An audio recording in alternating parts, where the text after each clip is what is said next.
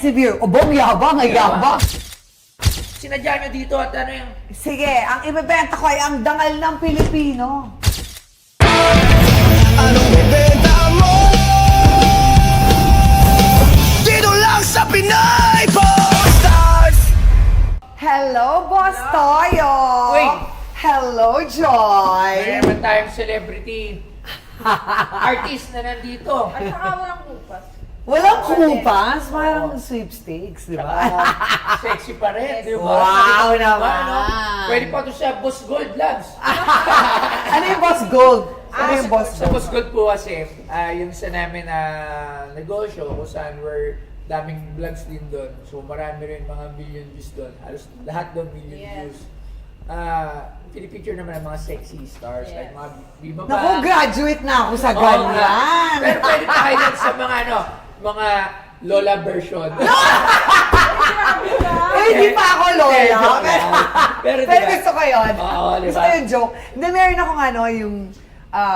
never naman ako naging bold star. Never Opo, ako ne- sexy star. sexy lang, kasi Oo. sexy naman talaga. Sexy comedian Sexy lang. comedian. Oo. And then, meron ako nung parang, kasi nakita ko yung mga ano, yung mga magazine. Yeah. So, meron ako nung parang, yung, ano yun eh, hindi siya FHM eh, yung isa pa. Basta iisipin ko, mamaya na yun. Pero hindi Oo, kayo yun. nag-FHM. Hindi ako nag-FHM. Yung isang kalaban siguro, Kasi- yung isang magazine before. Hindi rin, hindi yung Maxim or something. Maxim, Hindi rin. Although I did do parang yung isang rock magazine. Pero pang Parang rock. pulp fiction pa. Pulp, yun. Ayun, sige, pwede na natin. I did do Pulp magazine. Sexy lang. Kasama ko ang River Maya. Oh. Yun. So, naka two-piece ako na leather na red. Tapos River Maya. Yun na yung pinaka-sexy ko. Oo. Sexy kasi talaga yung image you before. You were Sexy sexy comedian. taklesa. With Yes! Na bastos. Parang ikaw lang. Yes, the name. Pero mataas ang IQ. Ay, alam yes, ko na oo. medyo, mataas Diliman, talaga si- UP ka rin ba? Kasi diliman ka Hindi ko din eh. na po na. Kasi UP. Yes, oo, UP graduate. Basta mo si Giselle Sanchez before. Sexy siya. Matalino. Matalino. Yan. Taklesa. Yes. Marami sinasabi. Yes. That is the Giselle Sanchez talaga. So, ano mamang sinadya nyo dito at ano yung... Sige, ang ibebenta ko ay ang dangal ng Pilipino.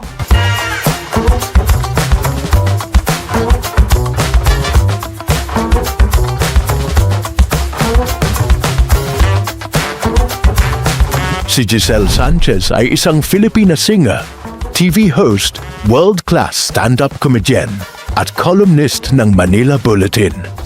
Isa siya sa mga pioneer ng stand-up comedy sa Pilipinas, kilala sa matalinong humor at matapang na social commentary.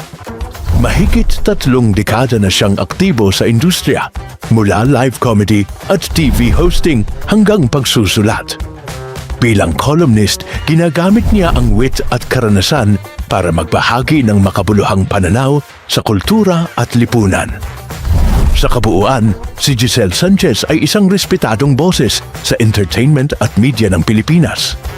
Naabutan mo ba ang pagputok ng pangalan niya? Comment down below.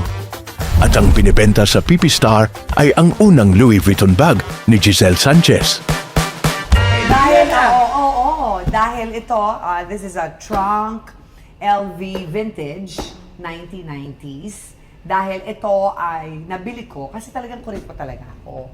Pero nabili ko to dahil pinagtanggol ko ang mga OFWs at dangal ng Pilipino sa Louis Vuitton sa Italy, sa Roma. Sa Bakit? Spanish Steps. Kasi, well, kasalanan ko rin.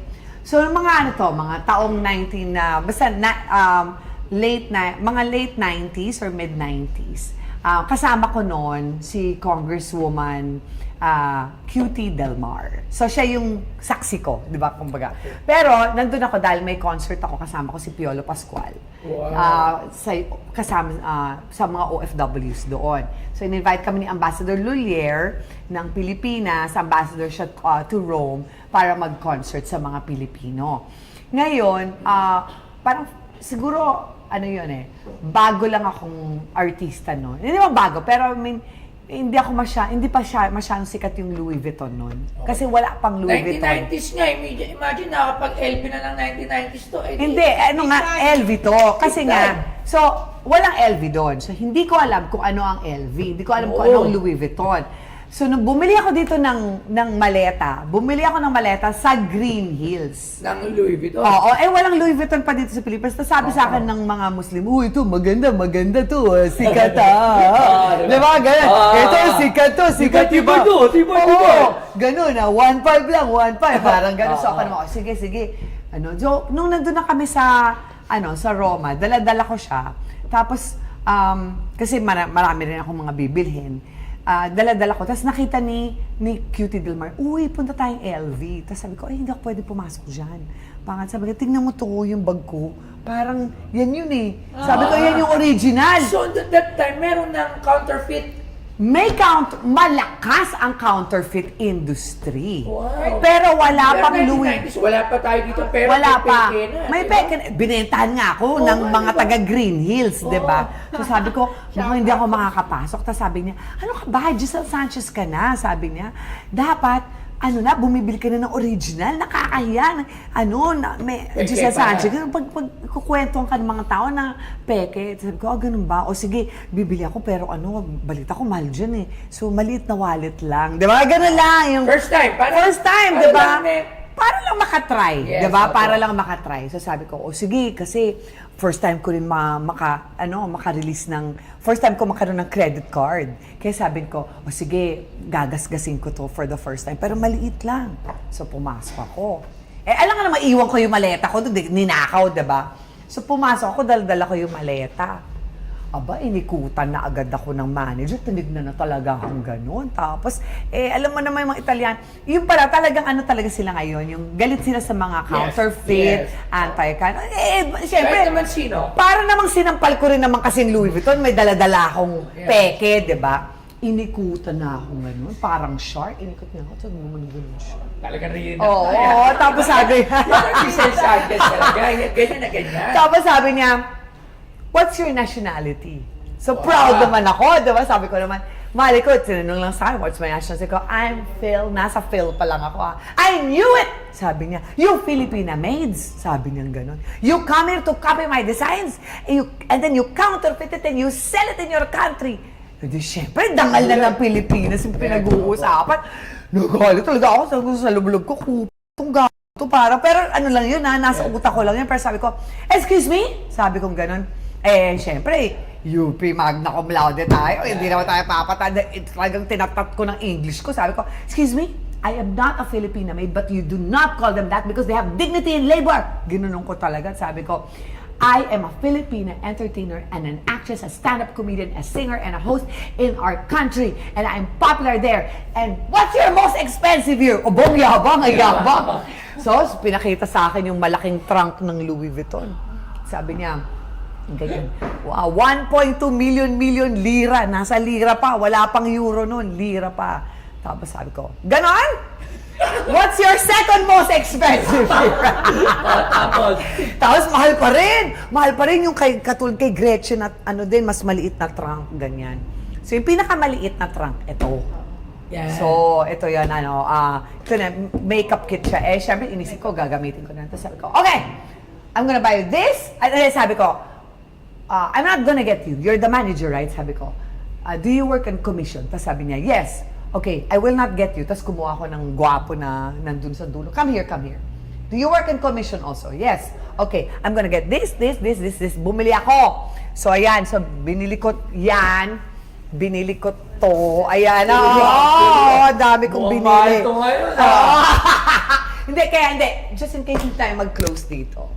Meron akong buffer. Ayan, Pero ito, mababa na siguro ang value nito kasi may kwento rin to. Mamaya ko na. So, binili ko to, tapos binili ko to. Ayan. These were all 1997. Yeah, oo. Pero ito, may halo na to. May Dr. Leather na to. Ito na lang ang original. Same yung yung duffel bag na luma ko. Ito, all original lahat. Yeah. Lahat talaga all original. Pero Dalawa ito, sa akin ang ganito. pero ito, lang to, in case lang na hindi tayo mag-close dito. Yeah. So, yan. 1990s, no? 1990s Magkano vintage. binayaran mo nun? Curious lang. Nung 1990s na binayaran ko nito, it was 380,000. Pero because I got several bags umabot ako ng more than 500,000. Half a million in peso? In peso. So this was around, I bought it around 4,000 USD. Ganon, or So, mga ganyan. napakabot ka na po Mga ganon. Hindi ko nga alam kasi 'di ba mayabang feeling ko, parang inisulto mo ako. So binigay ko ngayon yung credit card ko. Kinaskas nilang ganun. Tapos nakita ko yung conversion. Talagang parang nasusuka ako, na natatay ako, na hindi ko maintindihan. Tapos sabi ko, Tapos sabi ko, Kasama si Congresswoman yan. oo. Tapos sabi ko, pero pumasok. Kasi first time, I think 1 million yung credit limit ko na binigay. Kasi nag-show ako sa MasterCard noon. So, binigyan nila ako ng credit card, tapos binigyan nila ako ng 1 million limit na hindi naman siguro na-expect. Nagagamitin ko agad ng ganun-ganun lang. Pag uwi ko talaga, galit sa akin mama ko. Kasi syempre ako yung breadwinner. Talagang sabi ng mama ko, masasanglaban. Nung time na hindi pang masasangla yung Louis Vuitton. Sa Japan mo lang pwedeng isangla tong mga ganito. Di ba masyado? Oo, masasanglaban natin yan. Mapapon ba natin yan? Masasanglaban natin yan? Ganyan. Tapos sabi ko, hindi ano tawag nito? O yan, anong gagawin mo dyan? So, ang ginawa ko, unti-unti ko na lang binayaran. Installment. Installment. So, talaga pa. Pero kasi, balik tayo dun sa paggamit ng peke. Me, myself din, no time na simula ako online, magamit din ako. Kumbaga, parang, di ba? And ang problema lang kasi sa aming mga celebrity, pag gumamit ka ng peke, talagang mababash ka. Mababash ka talaga. Parang, ano ba yan? Celebrity tinagurian. Celebrity tinuringan. Alam mo, Ganyan, hindi ganyan. na actually ba't ako napabili din ng mga original eh. Pero kung ako lang talaga, Kung as a normal person, yeah. Sa luxury, Yung nakita ko nga si Joy, nagbebenta siya ng, yung UGG, anong pangalan ng Christine UGG. Ano yun? Meron ka, yung Christine Nang, ang pronunciation nun, Christine UGG. Tapos, ano yan siya, dupe siya ng Goyard. So ngayon, ang Gen Z, pwede na ang dupe, uso na ang dupe ngayon. Pero hindi yan, nung panahon namin, hindi ano yan, talagang ibabash ka talaga ng mga Ako tao. kasi, yan, sila lang nagbibili sa akin ng mga bago, yung mga... sa luxury. Kasi Ayan, kaya marunong kang tumingin, di ako ba? ayoko eh, Oo. parang hindi ko siya, parang hindi siya sa akin, ano eh. Yeah, actually, that's one of the reasons why I'm letting this go is because I'm trying to let go of my ego na. So minsan sa status Oo. kasi kailangan meron ka daw. Yung mga ganon. kailangan rig, Correct, kailangan diba? ganon. Pero ngayon, kaya ako nandito sa sponsors, kaya ako ito binibenta kasi nga, nililet go ko na yung mga yung mga mararangyang, This is 1990s, Yeah. later years pa. mga 1995. Ganito. This is how to Makeup. open it. Wow. Yan. It's called a maquillage. Ayan. Yan yung ano niya. Hindi ko na tinanggal. So, di ko alam ang pricing sa luxury labs. Paano ba pagkaluma ba siya? Mas nagmamahal ba siya? Actually, nagmamahal siya. Ngayon, Ngayon, ako sa sa pagkakaano ko, pag mga vintage na ganito, tas yung rank niya is not good. Kasi meron tayong tinatawag na parang rank SA. Kahit vintage siya, para siyang new. Although kasi mga ganitong mga patina. In time kasi talaga, una po, parang light lang to, di ba po? Yes, Kasi oo. medyo nagda-dark siya in time. Ano po siya, mas bumababa po kasi yung value pag hindi mas naalagaan yung luxury. So, if it's not pristine condition, it's not good to buy as a parang... Yes. At ano po to yung tama po, makeup talaga makeup. po ito. Yeah, makeup Tapos to. naka-monogram na siya, leather. Pagka kasi, ganyan. Pero- Alatang ginamit ni Miss Giselle. Pero ito, pwede mo naman ilagay ng glow Yes, yan eh. opo. You can just So, ano yan. usually magkano yung ganyan? Ito, yung mga ganito. Pero bago pala muna, bago mo pala sabi, magkano yung pala yung Oo, bibenta? nga. Yan pala muna. Okay, sa ibang mga auction places na tinignan ko sa it's 3,800. Alright. USD USD. Nasa-sell siya. Oo. Sa mga, hindi siya auction, parang yung mga, if ginugol ko siya, actually, nasan ba yung cellphone ko? Mga Ayan. 115 ng mga ganito. Pag lumang luxury, it depends on the condition, Yeah. kung gaano naingatan ni pristine. Pero ito nga may storya, Sa story. sa story, maganda yung story niya, and vintage talaga siya. Di natin alam kung pagdating talaga ng Ay, panahon. pakeno.